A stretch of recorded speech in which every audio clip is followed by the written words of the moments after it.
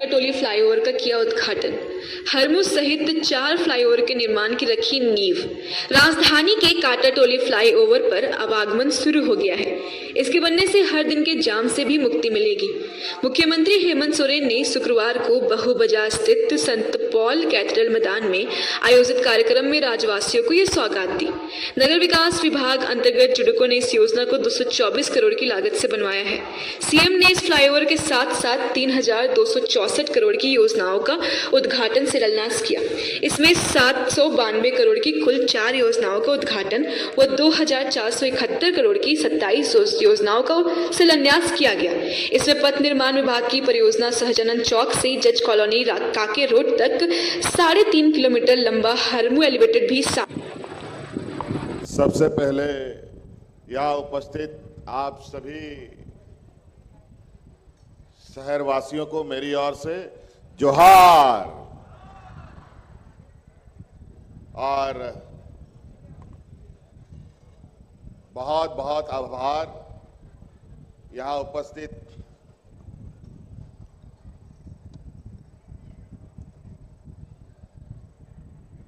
योगदास सत्संग के मठ के स्वामी ईश्वरानंद जी को, जिन्होंने इस सड़क का इस पुल निर्माण में मठ का अपना हिस्सा इस फ्लाईओवर में दिया है, तभी ये संभव हो पाया है। और आज यहाँ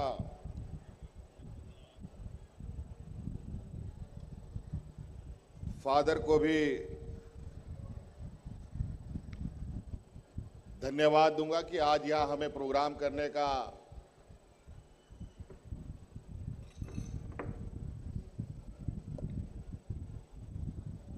जो हम यहाँ कार्यक्रम कर रहे हैं इसकी अनुमति दी है।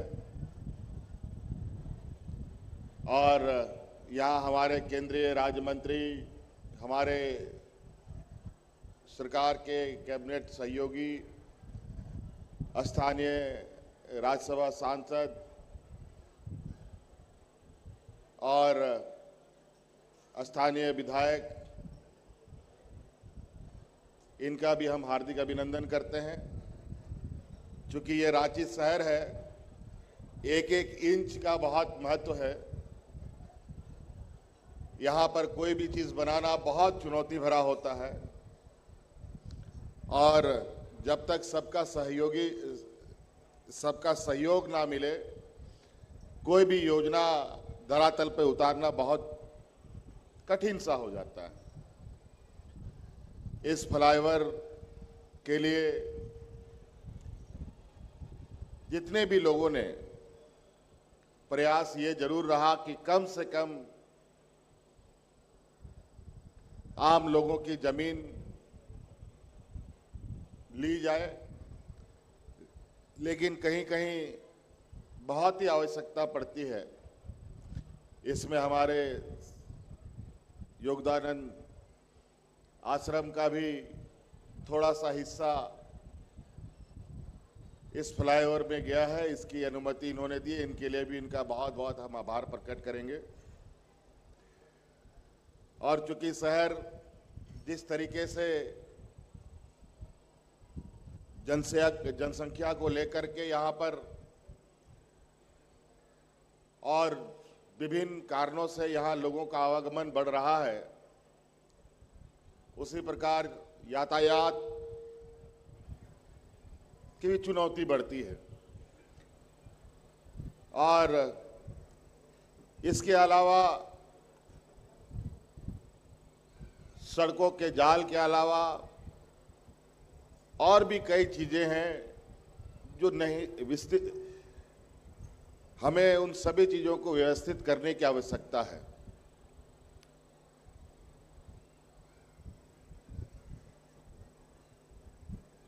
कई मायने में अगर हम देखें तो ये बहुत स्पष्ट रूप से दिखेगा कि कानून भी हम ही बनाते हैं और कानून को हम ही तोड़ते हैं।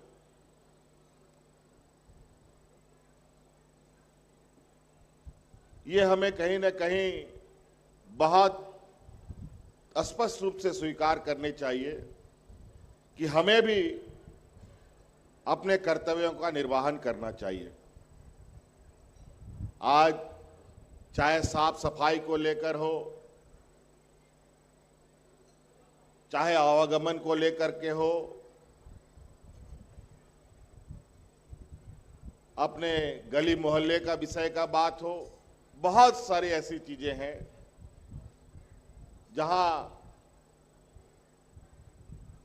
हम सब मिलकर के सभी की सहभागिता से चीजें सुधार सकते हैं। अभी आदरणीय राज्य मंत्री संजय सेठ जी ने कहा यहां रेलवे स्टेशन बनने हैं, सौंदर्यीकरण होने हैं, बहुत अच्छी बात है। यहाँ मंदिरों का जीर्णोद्धार होने हैं, बहुत अच्छी बात है। लेकिन कभी कभी हम अपने ही हाथों से कुछ ऐसा नुकसान कर बैठते हैं जिसका परिणाम भी हमें भुगतना पड़ता है। मैं शिकायत नहीं कर रहा हूं, लेकिन पहाड़ी मंदिर में एक बहुत बड़ा गुनाह हम लोगों ने किया कि हाँ, वहां पर इतना बड़ा झंडा का खंबा हम लोगों ने गाड़ने का परमिशन दे दिया और उसमें झंडा लगाया, जिसकी वजह से आज पहाड़ी मंदिर खतरे में आ गया। आज क्यों नहीं फहराते हम वहां पर तिरंगा झंडा? इसीलिए हमें पूरे वैज्ञानिक रूप से चीजों को समझने जानने की आवश्यकता भी है कि कहां हमको क्या चीज करना चाहिए, उससे क्या नफा नुकसान होगा। आज ये पुल बना है, इस पुल में भी कई लोगों का छोटा बड़ा योगदान रहा है और हम चाहेंगे कि ये पुल हमेशा के लिए आप लोगों के सेवा में रहे। तो इसके लिए जरूरी है कि इसके बीच में लगे खंबे, स्ट्रीट लाइटें, उनमें कई जगह पर चोरी चमारी होने लगती हैं। लोग बेवजह जगहों पर इंक्रोच करने लगते हैं, बेवजह सरकार की संपत्तियों को भी नुकसान करने लगते हैं। सरकार की संपत्ति विशुद्ध रूप से जनता की संपत्ति है, तो इसका मतलब ये नहीं है कि हम उसको इस कदर कर दें कि फिर वो किसी काम के लायक ना रहे। इसीलिए ये जरूरी है। और हम हर इस राज्य में अभी आप लोगों ने देखा कि रांची शहर में ही कई फ्लाईओवर प्रस्तावित हैं। अभी लगभग 2-2.5 किलोमीटर का ये फ्लाईओवर है। ये फ्लाईओवर आने वाला समय में 5 किलोमीटर से अधिक का होने जा रहा है। अभी एक ऐसा पुल हम लोग बना रहे हैं जो यहाँ सिरमटोली चौक के ऊपर जो बन रहा है, वो मुझे लग रहा है कि देश के इतिहास में रेलवे क्रॉसिंग में इस तरीके के फ्लाईओवर आपको शायद ही देखने को मिलेंगे। बहुत ही चुनौती भरा, लेकिन ये सारे कार्य, अब ये पुल आप देख रहे हैं, मात्र 2 साल या 2.25 साल के अंदर बना है। और मुझे लगता है 2-3 महीने के अंदर ये सिरमटोली रेलवे क्रॉसिंग भी आपके सेवा में आ जाएगा और 1.5 साल के अंदर ये दोनों फ्लाईओवर एक दूसरे से कनेक्ट होंगे और जो मैकन में चढ़ेगा वो सीधा कांटाटोली के पार जाएगा और जिसको बीच में उतरना है उसके लिए भी व्यवस्था होगी। तो हर एक आम नागरिकों की सुविधा अनुसार और आने वाले एक लंबे समय के सोच के हिसाब से और काफी प्रयास के उपरांत ये योजनाएं धरातल पे उतरी है। मुझे नहीं लगता है कि सुजाता चौक के पैरेलल में कोई दूसरा रेलवे क्रॉसिंग बनाने का कोई दूर दराज समय तक में कोई सोच भी नहीं था। लेकिन ना जाने कितने वर्षों से ये सुजाता फ्लाईओवर रेलवे क्रॉसिंग इस राज्य की जनता का सेवा कर रहा है। आखिर हर चीज का एक उम्र सीमा है। मुझे लगता था कि बहुत जरूरी है कि यहाँ पर एक पैरेलल इसका व्यवस्था किया जाए, ताकि कभी भी भविष्य में कुछ ऐसी आपदा हो तो आम लोगों को इससे दिक्कतों का सामना ना करना पड़े। आज धनबाद हो, रामगढ़ हो, जमशेदपुर हो, कई जगहों पर अभी लोग ऑनलाइन जुड़े हुए भी हैं, लेकिन समय के अभाव में हम लोग उनसे बात नहीं कर पा रहे हैं और यही कम छोटे छोटे समय को सदुपयोग में बदलें और आम लोग भी इसमें सहयोग करें।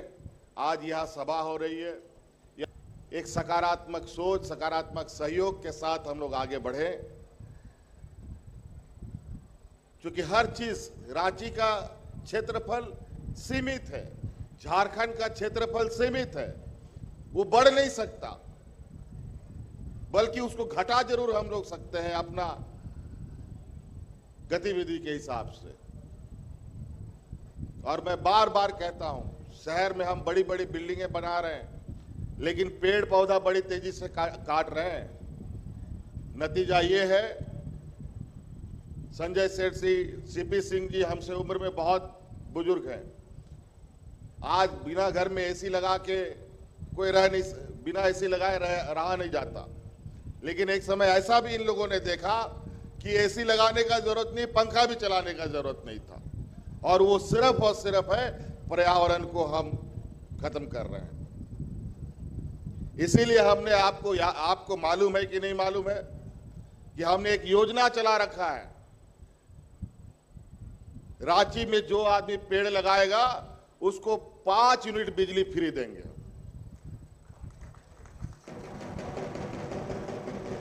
खैर 5 यूनिट तो अब खत्म हो गया, क्योंकि गरीबों को तो हम 200 यूनिट बिजली ऐसे ही फ्री कर दिया और उनका बकाया बिजली भी फ्री कर दिया है, तब वो भी खत्म। लेकिन मैं चाहता हूं कि आप लोग ईमानदारी से, अब गेंदा का फूल लगाने से तो पर्यावरण ठीक हो नहीं सकता भाई, गुलाब का फूल लगाने से पर्यावरण नहीं सुधर सकता। नीम का पेड़ लगाइए, पीपल का पेड़ लगाइए, बड़ा बड़ा वृक्ष लगाइए और पर्यावरण को भी सुरक्षित रखिए, नहीं तो कल बहुत मुसीबतों का सामना करना पड़ेगा। अभी देखिए ये चर्च परिसर कितना खूबसूरत लगता है, अगर ये पेड़ पौधा सब काट दो तो कल ये परिसर कैसा दिखेगा आप अंदाजा लगा सकते हैं। ये बात जरूर है, सड़क के नाम पर, रेलवे लाइन के नाम पर अनगिनत पेड़ काटे जाते हैं, लेकिन लगाने के नाम पर खाली खाना पूर्ति होता है। इसीलिए हम सब लोग ये प्रण करें, हमने तो ये परंपरा ही खत्म करने का प्रयास किया है कि जितने भी गतिविधि कार्यक्रम होते हैं, जैसे अभी हमारे यहाँ कार्यक्रम हुए, आपने यहाँ देखा होगा कि किसी को कोई बुके नहीं मिला, सबको फूल का गमले में फूल मिला है, पेड़ पौधा मिला। मुझे तो लगता है ये पौधा और बड़ा वाला पौधा मिलना चाहिए, आम का मिलना चाहिए, इमली का मिलना चाहिए, बरगद का मिलना चाहिए, पीपल का मिलना चाहिए। ये बुके दे करके क्या 500-1000 रुपए बर्बाद करो, ये छोटी छोटी चीजें बहुत बर्बादी का बड़ा कारण बनता है। आज संजय सेठ जी ने कहा, अभी सॉलिड वेस्ट मैनेजमेंट का उद्घाटन किया गया है। अब कूड़ा करकट शहर का गांव में नहीं लोग डालने देगा, बड़ी बार मारेगा गांव वाला लोग बता देते हैं। इसलिए हमें भी सतर्क रहना होगा। यहाँ बड़े बड़े अपार्टमेंट बन रहे हैं, बड़े बड़े कॉलोनी बन रहे हैं, बड़े बड़े सोसाइटीज बन रहे हैं, सभी सोसाइटीज में सॉलिड वेस्ट मैनेजमेंट का व्यवस्था किया जाए। मैं विभाग को कहूंगा कि जहां बड़े बड़े सोसाइटी है, जहां 1000 आदमी से अधिक है, वहां पर सभी जगह पर सॉलिड वेस्ट मैनेजमेंट का मशीनें को लगाने का आदेश निर्गत किया जाए। नहीं तो पूरा शहर का एक विभाग के जिम्मे नहीं चलेगा, हमें कहीं ना कहीं खुद में भी कड़ा होना पड़ेगा और व्यवस्था को भी कड़ा होना पड़ेगा। कई जगह हम ये समस्या सुनते हैं कि गांव वाले लोग शहर का कूड़ा फेंकने के लिए अपना जगह जमीन नहीं देना चाहता। तो ये नौबत ही क्यों हम आने दें, पहले से ही हम सुधर जाए। अभी पर्यावरण को लेकर के बहुत हुज्जतें चल रही है, दुनिया देश में सेमिनार चल रहा है। अभी कल परसों ही एक पर्यावरणविद सोनम वांगचुक जी हिमालय से चले पैदल गांधीवादी करते करते दिल्ली में बेचारे अरेस्ट हो गए हैं। चुनाव का पता नहीं क्या क्या चक्कर हो गया और समय नहीं।